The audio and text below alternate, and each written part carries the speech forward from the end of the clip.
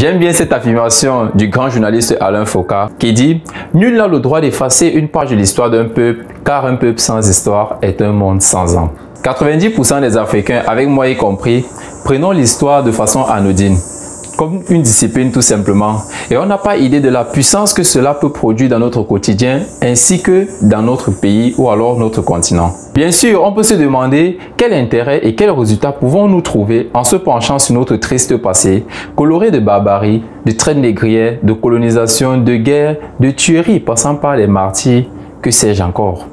Cette vidéo présente le cœur même du réveil de l'Afrique, à savoir ressortir les bienfaits qu'un individu, qu'un peuple peut avoir à prendre au sérieux son histoire.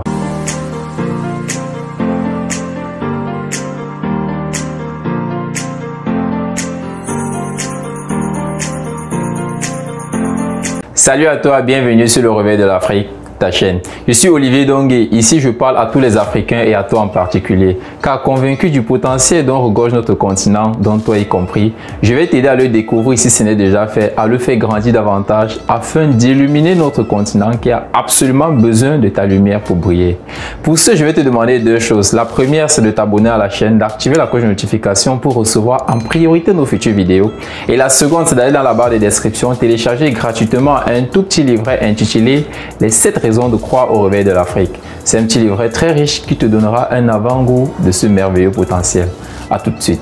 Avant d'entrer dans le vif du sujet, nous allons présenter 3 catégories de personnes pour caractériser la façon dont on appréhende l'histoire dans notre vie ou alors dans notre quotidien. Le point commun entre les personnes appartenant à toutes ces catégories, c'est qu'elles ne savent pas que l'histoire ou alors le passé a un réel impact sur elles. La première catégorie appartient à les groupes de personnes insensibles.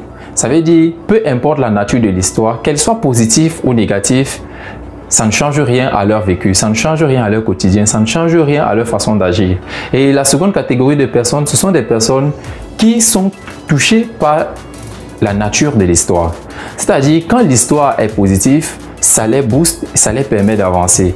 Quand elle est négative, elles les mettent down et elles ne peuvent véritablement rien faire pour en sortir. Alors la troisième catégorie, ce sont ces personnes qui vont généralement en contre-courant. Ce sont des personnes qui sont orientées vers l'avant, qui sont orientées vers le succès. Ça veut dire quoi? Quand l'histoire est de nature positive, alors ça les booste à aller plus vite. Ça les motive, ça les propulse, ça les dirige afin qu'elles puissent avancer. Et quand elle est de nature négative, alors elles se prennent en défi pour pouvoir relever cela et pouvoir créer quelque chose, pouvoir sortir de l'ordinaire, pouvoir aller en contre-courant. Peu importe la catégorie à laquelle tu appartiens, l'objectif de cette vidéo aujourd'hui est de te faire switcher pour la troisième catégorie. C'est-à-dire dans la catégorie de ces personnes qui sont de plus en plus motivées quand l'histoire elle est positive et de plus en plus encore motivées quand l'histoire est négative. Car ce sont des personnes déterminées, ce sont des personnes qui sont prêtes à tout, ce sont des personnes qui sont prêtes à changer l'histoire, qui sont des personnes qui sont prêtes à créer elles-mêmes leur empire. Et je sais que tu peux le faire. Ce sont des personnes qui veulent bâtir quelque chose de grand. Ce sont des personnes qui savent que rien ne leur est impossible. Que ce soit l'histoire de nos parents ou alors de nos ancêtres, pourquoi est-il important pour nous de connaître ou alors de comprendre notre propre histoire? Beaucoup de personnes m'ont souvent approché pour me poser la question de savoir pourquoi le réveil de l'Afrique? Qu'est-ce qui t'a inspiré? Qu'est-ce qui t'a motivé? Pourquoi est-ce que tu as créé ça? Et pourquoi avoir choisi ce nom? En me penchant sur le passé de l'Afrique, du vécu de l'Afrique avant l'arrivée des étrangers, je me suis rendu compte que l'Afrique avait beaucoup à montrer au monde, que l'Afrique avait beaucoup à offrir au monde. Qu'en Afrique, il y avait des sociétés bien structurées. Qu'en Afrique, il y avait des politiques bien organisées. En Afrique, il y avait des croyances et des civilisations. Alors, je me suis rendu compte comment les autres protègent leur histoire, comment les autres conservent leur histoire, comment est-ce qu'ils s'appuient sur leur histoire pour se propulser vers l'avant. Ayant compris tous les bienfaits que l'histoire pouvait apporter à un peuple, ayant compris comment les peuples s'appuyaient sur leur histoire pour pouvoir se propulser, pour pouvoir évoluer et pour pouvoir émerger. Alors le réveil de l'Afrique a pris sur lui la mission de rappeler à son peuple, c'est-à-dire le peuple africain, les bienfaits de l'histoire. Rappeler l'importance de l'histoire. Rappeler cette histoire glorieuse afin qu'ensemble nous puissions propulser l'Afrique à un autre niveau. L'histoire est très importante. Déjà sur le plan politique. Rappelez-vous qu'aux États-Unis, lors de la campagne de Barack Obama, il y a eu beaucoup de promesses. promesses, parmi lesquelles la fermeture de Guantanamo, ainsi de suite.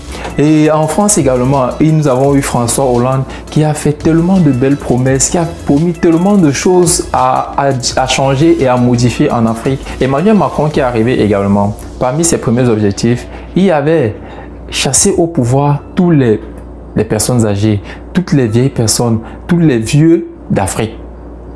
Imaginez quoi?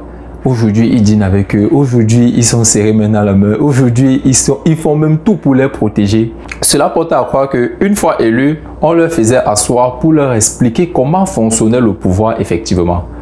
Et ce n'est pas seulement du côté politique, même du côté économique, c'est le cas. Rappelez-vous, il y a une école de guerre économique en France. Waouh! Une école de guerre, ça veut dire quoi? Ça veut dire qu'ils forment des gens pour faire la guerre économique à d'autres puissances. La France est prête à tout pour garder ses colonies, pour garder la main mise sur ses colonies. Et aucun président ne peut changer ça. Aucun président ne peut donner l'autonomie aux Africains. C'est à l'Africain d'arracher. Notre système éducatif est la leur. Or, par le passé, on formait les enfants dans des disciplines particulières à des moments précis. On savait effectivement qu'à tel âge, l'enfant devait apprendre à faire telle chose. À tel âge, les enfants devaient apprendre à faire telle chose. C'est comme ça qu'on les formait. C'est comme ça qu'on spécialisait les enfants dès le plus bas âge. Vous le savez déjà, les personnes les plus riches d'Afrique, ce sont des personnes qui n'ont pas fait d'études. Donc, l'économie africaine ancienne est une économie les plus solides.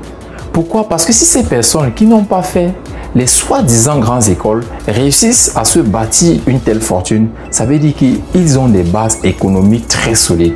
Ils ont des bases économiques que personne ne peut contester. Alors, retournons vers ce passé-là pour savoir comment est-ce que fonctionnaient nos économies, comment est-ce que nos aïeux faisaient pour bâtir leur économie, comment est-ce que nos politiques faisaient pour évoluer, comment est-ce que nos sociales faisaient pour s'adapter, comment est-ce qu'ils vivaient entre eux, comment est-ce que notre système éducatif était structuré. Si on connaît tout cela, alors l'Afrique commencera à se réveiller effectivement. L'Afrique commencera à faire ce pas de géant dont nous rêvons tous, dont nous attendons tous.